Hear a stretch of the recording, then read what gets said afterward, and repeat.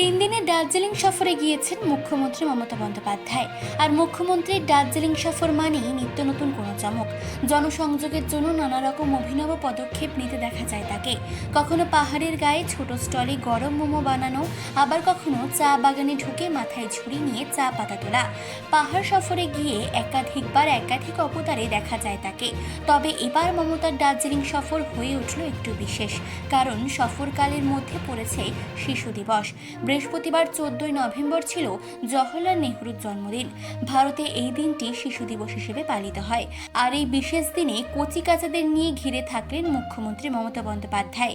এই দিনটা একেবারে অন্যভাবে পাহাড়ি শিশুদেরকে সঙ্গে নিয়ে কাটালেন মমতা। তিনি যেখানে বসেছিলেন তার চারিপাশে শিশুদের একেবারে ভিড় লেগে যায়। মুখ্যমন্ত্রী তাদের প্রত্যেকের খোঁজ খবর নেন।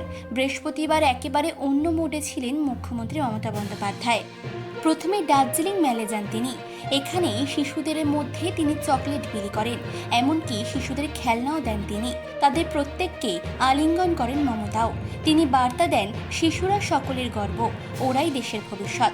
তবে এই প্রথম নয়, পাহাড়ে কিংবা ডুয়ার্সে যাওয়ার সময় খুদেদের দিকে এগিয়ে যান তিনি। এবারেও তার কোনো রকম অন্যথা হয়নি। মানসী বসুর রিপোর্ট, চেতনা বার্তা। জেগে থাকে, জাগিয়ে রাখে।